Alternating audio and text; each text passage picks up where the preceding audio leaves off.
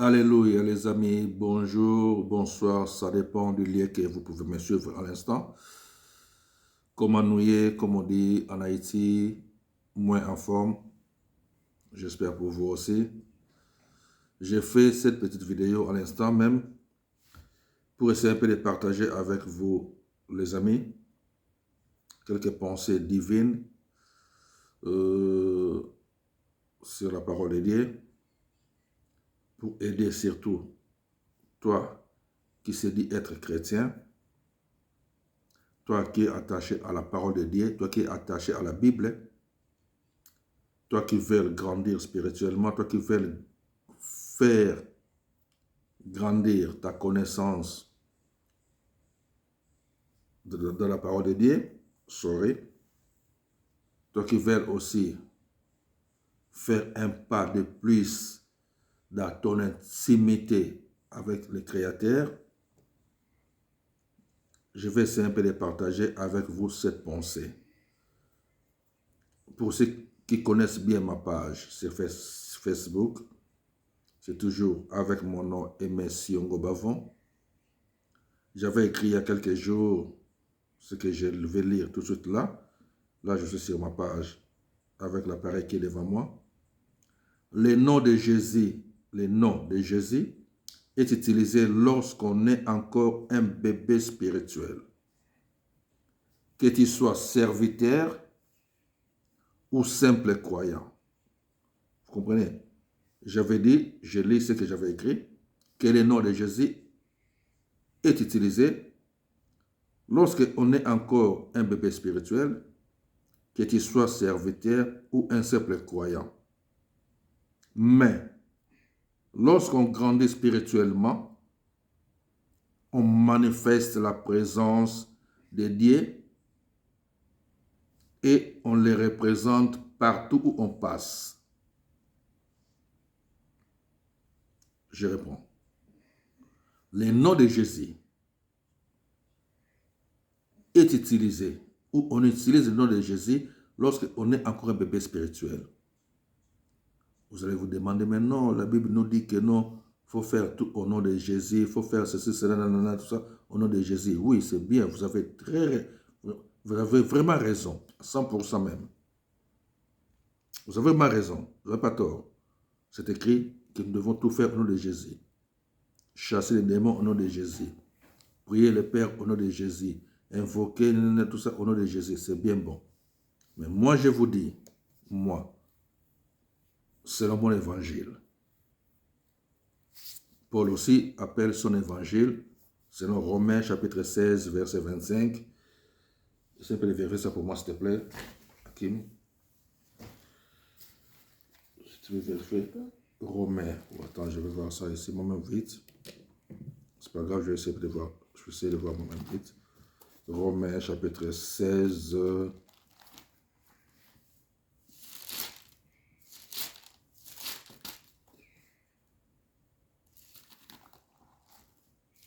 Romains. Tu as la Bible là-bas, notre appareil? Oh. C'est juste après Actes des Apôtres. Tu peux écrire Romains. Chapitre 16, je pense que je suis déjà là. Je suis déjà dans Romains, c'est bon.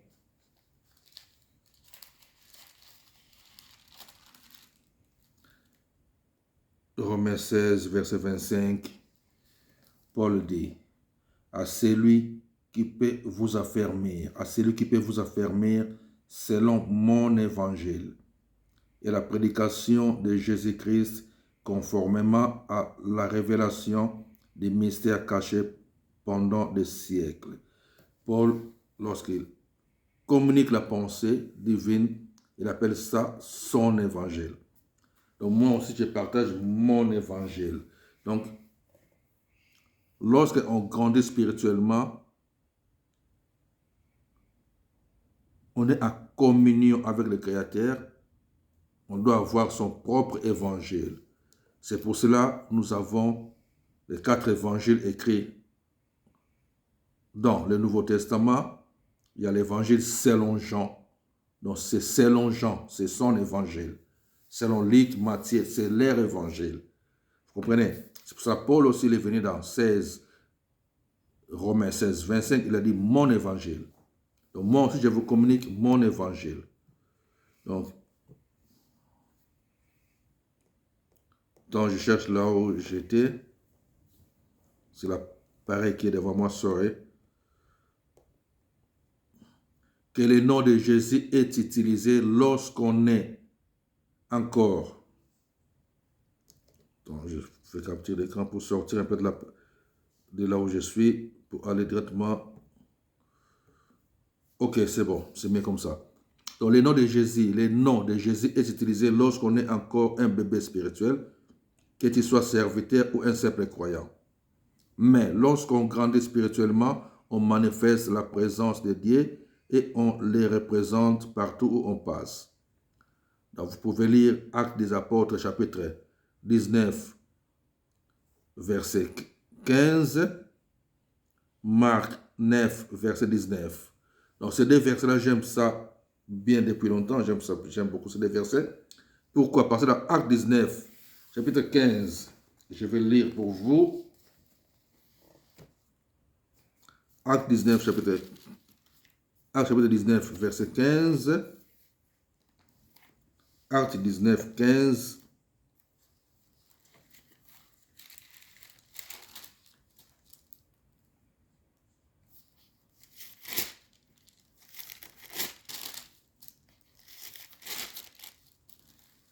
Acte 19 nous parle, déjà le livre Acte chapitre 19 nous parle de cette fille de Séva, cette fils de Séva. Acte chapitre 19 à partir du verset 13. La Bible dit, quelques exorcistes juifs ambulants essayèrent d'invoquer sur ceux qui avaient des esprits malins les noms du Seigneur Jésus en disant, je vous conjure par Jésus que Paul prêche. Donc Paul prêchait Jésus et d'autres personnes voulaient aussi chasser les esprits par le nom de Jésus que Paul prêche. Alors la Bible dit, l'esprit malin les répondit. Ça c'est Acte 19, Acte des Apôtres, chapitre 19, verset 15. L'esprit malin les répondit, je connais Jésus et je sais qui est Paul, mais vous, qui êtes-vous? Comprenez? Je connais Jésus et je sais qui est Paul, mais vous, qui êtes-vous? Cela veut dire quoi? Lorsqu'on grandit spirituellement, on cherche à avoir sa place dans le domaine spirituel. Et lorsqu'on cherche à être connu dans le domaine spirituel, on devient ce qu'on appelle un maître. Vous comprenez? Un maître. Si vous lisez dans Hébreux chapitre 5, verset 12, la Bible nous dit que vous qui devez être des maîtres, vous êtes encore là à chercher des choses comme, on peut dire, normales. Vous qui devez être des maîtres, vous qui devez déjà être des maîtres. Vous comprenez? Donc, si vous allez encore dans Éphésiens chapitre 4, verset 13, que la mission des disciples ou la mission des serviteurs de Dieu, c'est pour aider les disciples à devenir eux aussi des maîtres. C'est Éphésiens chapitre 4, vous commencez à partir du verset 11 jusqu'au verset 13, jusqu'à ce que nous soyons parvenus tous à l'unité de la foi, à devenir comme lui. Nous devons tous devenir comme les maîtres. Vous comprenez? Parce qu'un disciple cherche à devenir comme son maître. Et c'est pour cela, dans Hébreux chapitre 5, verset 12, vous qui devrez déjà être des maîtres, vous êtes encore là à tourner comme des bébés spirituels. Et si nous lisons Marc chapitre 9, verset 19, vous allez voir dans le livre de Marc, chapitre 9, qu'il y avait Jésus et quelques disciples étaient montés, comme d'habitude, dans la montagne pour prier, et des autres disciples étaient restés dans les lieux où ils habitaient, ou dans les lieux où ils vivaient, à cet instant-là, ou à cette époque-là. Et pendant que Jésus et les autres disciples étaient à la montagne pour prier, il y avait un monsieur qui était venu avec son enfant qui avait de maladie, chez les disciples qui étaient restés, pour que ces disciples qui étaient restés puissent prier pour cet enfant-là et chasser les esprits mauvais qui dérangeaient l'enfant. Et ils n'ont pas réussi à chasser ces esprits mauvais-là. Lorsque maintenant le Seigneur Jésus est redescendu ou est descendu, a quitté les montagnes, le lieu où ils étaient partis prier, et revenu là où vous avez laissé les autres disciples, c'est là que le monsieur est venu parler avec Jésus en disant que je suis venu avec mon fils là où tu avais laissé tes disciples pour qu'ils puissent prier pour mon fils, mais ils n'ont pas pu chasser l'esprit qui dérange mon enfant. Vous voyez? Et c'est là que maintenant le Seigneur Jésus a tourné vers ses disciples. Dans Marc chapitre 9, verset 19, en leur disant, jusqu'à quand serai-je avec vous? Jusqu'à quand vous supporterai-je? Donc, je serai avec vous jusqu'à quand? Je vais vous supporter jusqu'à quand? En d'autres termes, je veux que vous puissiez devenir comme moi. Vous devez être comme moi. Ça veut dire donner la solution à tous les problèmes. Chasser tous les problèmes négatifs, chasser tous les esprits impurs, guérir toutes les maladies, donner des solutions à tous les problèmes. Mais si vous n'arrivez pas à guérir un enfant comme ça, c'est que vous n'êtes pas encore prêt à faire ce qu'il faut. Et je serai avec vous jusqu'à quand? Jusqu'à quand serai avec vous? Je vais vous supporter jusqu'à quand? Vous comprenez? Donc, c'est pour ça, c'est sur ce que je dis, vous qui me suivez, maintenant vous qui m'écoutez, vous devez chercher à grandir spirituellement. Ne pas rester toujours de bébé spirituel, courir derrière les pasteurs. Vous devez savoir que l'esprit qui habite en vous, c'est le même esprit qui habite chez les pasteurs ou chez les prophètes, apôtres, peu importe. C'est l'esprit du Maître, l'esprit du Seigneur, le Saint-Esprit. Et le Maître veut que vous puissiez devenir comme lui. Lui, il est monté. Il est assis sur son trône. Et nous sommes là pour le représenter. Donc nous sommes sur cette planète, nous faisons fonction d'ambassadeurs. Selon 2 Corinthiens, chapitre 5, le verset 20. Nous sommes là, nous sommes en train de représenter Dieu partout où nous passons. Et c'est ça notre mission. Notre mission serait. C'est de représenter Dieu partout où on passe. Donc, c'est pour ça que je dis que le nom de Jésus est utilisé lorsqu'on est encore des bébés spirituels, que tu sois serviteur ou un simple croyant. Mais lorsqu'on grandit spirituellement, on manifeste la présence et on manifeste la puissance et on représente Dieu partout où on passe. C'est pour ça que dans l'esprit mauvais, dans Acte 19, chapitre 15, il a dit, je connais Jésus et je sais qui est Paul. Aujourd'hui aussi, l'esprit mauvais peut dire que non, je connais Jésus et je sais qui est Aimé Siongo. Donc c'est moi. Donc je connais Jésus et je sais qui est toi qui me suives. Donc mettez votre nom. Donc tu dois te faire connaître dans le domaine spirituel, dans les sphères spirituelles. Donc tu dois être connu. Donc ta présence doit commencer maintenant à chasser les esprits mauvais. Comme on dit les fous de Gadara. Ils n'avaient pas entendu que Jésus les chasse. Lorsque les mauvais esprits te voient, et c'est que non, tu es là, tu représentes le Seigneur. Tu représentes Christ. Donc ils doivent fuir d'eux-mêmes. Vous comprenez? Donc, je vais vous donner un exemple. Moi, je suis ici en Belgique.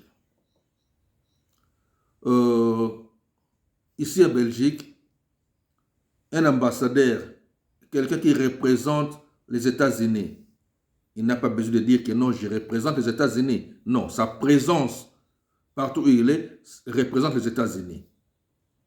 Donc tout ce qu'il parle, c'est au nom des États-Unis. C'est comme ça.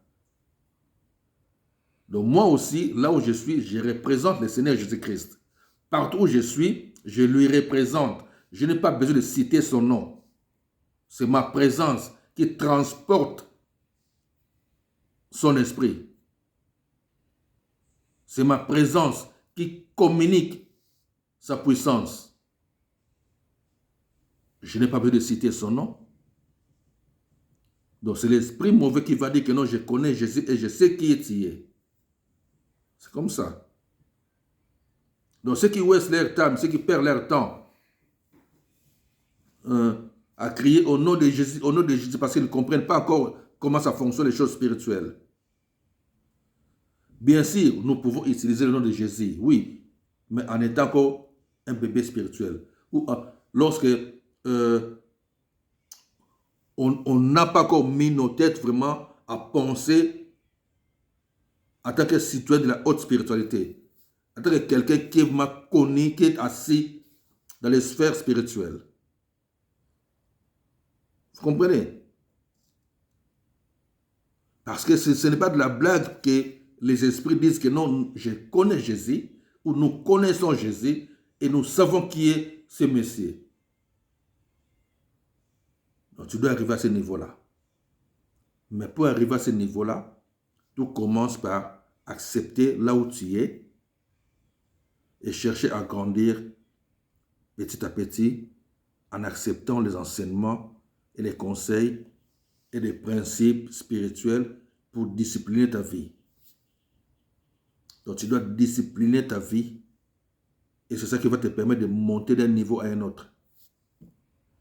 C'est ça qui va te permettre de grandir spirituellement pour passer d'un niveau 1 à un niveau 2, niveau 2 à un niveau 3 et ainsi de suite jusqu'à devenir un maître.